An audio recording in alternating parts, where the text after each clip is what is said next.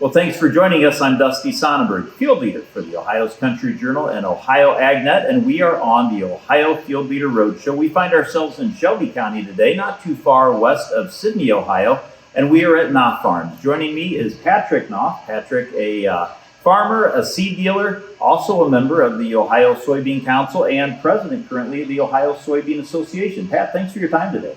Thank you. Well, let's start off. We'll talk a little bit about, obviously, it is spring of the year. It's been an on-again, off-again spring. Where are you guys at as far as it goes with planting and getting seed in the ground? We just got started on Monday. We're getting a good start, and hopefully the next couple of days, the next day here, so we'll get back at it. We got a little bit of rain yesterday. That stopped us from being able to go, but being able to try to get burn down done on our spraying and doing that side of it. So it's always something going on. But everything leads to the next thing. So it's really kind of tricky, but we're getting closer to getting going where we can really run. Well, let's talk a little bit about the farm as far as crops that you guys raise and sort of percentages with the acres. We raise about 50-50 corn and soybeans and a little bit of wheat in the rotation. And so we're about 1,000 acres of each corn and soybeans, and then like about 100 acres of wheat in that rotation. As well. Usually the wheat is due to the livestock and due to some of the types of soils we farm. We have some HEL type soils that the wheat just helps condition that soil better. You mentioned livestock. What do you guys have for livestock? We are raising replacement heifers, and my sons and I actually have some sows for show pigs. It's always fun to have in the background as well. Well, let's talk a little bit about the farm, and you guys have been farming for a number of years. Actually, you said this farm itself goes back, deeded in the family in the, 1830s? 1832 was part of these farms were deeded in 1832, and we just have grown since that point in time. Today's operation is my father and myself. My kids, if they can get here, they're all with school, and they're just like normal kids. They're involved in sports and work, other jobs and other things too. So it's kind of how our farm works right now. Let's talk a little bit about the production practices then that you guys have. Separate corn and bean planters. What's the row spacing, things like that? We run two different planters, 15-inch row beans and 30-inch row corn. Try to get to the field with both of them at the same time. The sooner I can get those products in, the better yields I feel we get. But it takes time because we need to get burned down done too before we can get to that point. And having a seed business, I'm always supplying soybeans and for other customers as well. So I'm a go for most of the time. My dad runs one planter, and I have a hired hand that runs the other planter. So that's kind of how it gets accomplished here. And we're mostly in a no-till system. We do a little bit of some conventional till just on some of the wheat ground that we're turning over. Okay. Cover crops incorporated? Absolutely use cover crops.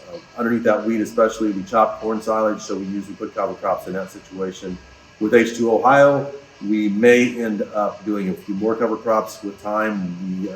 After the soybeans are off, we just haven't come to that conclusion yet. It's difficult to find time to get everything done. So that creates some issues right now.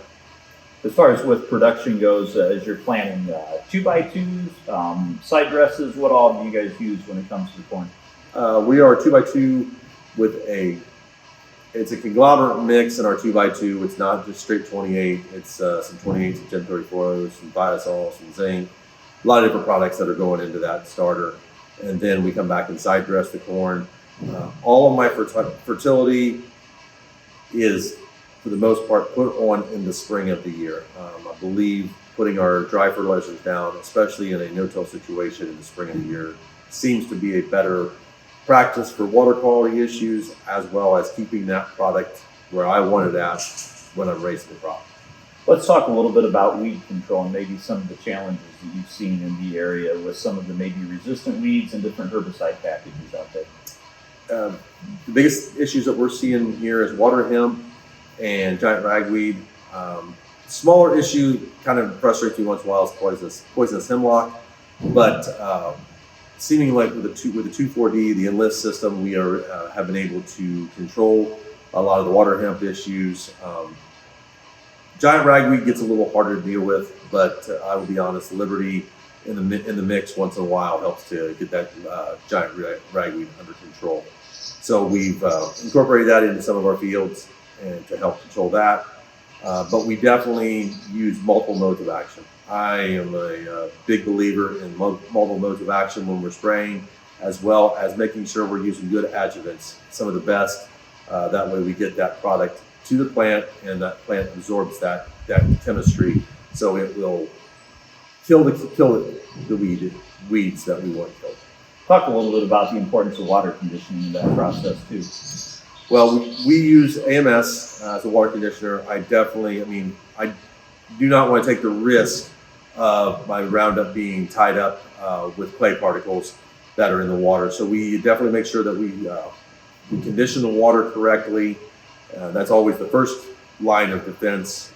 Then we start to add our chemistries. Last is always the adjuvants, the sticking agents that keep those products right where we want them out in the fields, rather than drifting or volatilizing into the atmosphere.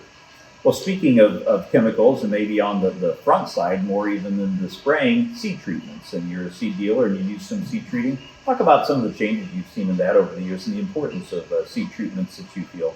Well, working with Pioneer, we've seen the seed treatment side change so much. Our corn has newer chemistries on it. I definitely believe that these insecticides and these chemistries that we're using on corn and soybeans are some of the reason we're seeing the yields that we see today. Definitely the genetics has changed and the genetics have gotten better, but I believe that these seed protections that we're using today are also a big reason we see the yield jumps that we see out of our crops today. Soybeans, we're trying to control in some cases cyst nematode. We don't seem to see as many problems here unless you're in a mobile rotation of soybeans. The southern part of the state of Ohio almost exclusively uses products to take care of soybean cyst nematodes. We are incorporating some new insecticides on seed treatments that will add some more protection for our soybeans. Just starting to use them this year to try them out to see how they work. But I've watched through the years. I'm the third generation to sell Pioneer here, and I've watched how the seed treatment on corn has changed through the course of the years, and the differing products they keep adding to it just to improve that seed coating and keeping our corn getting out of the ground the way we want to see it done. Again, we are on the Ohio Field Leader Roadshow. We are in Shelby County. It is a beautiful spring day, and I know you've got some spraying and seeds you want to get in the ground. My guest today is Patrick Knouff with Knouff Farms. And Pat, we appreciate your time and hosting us today. Thank you. Appreciate the opportunity.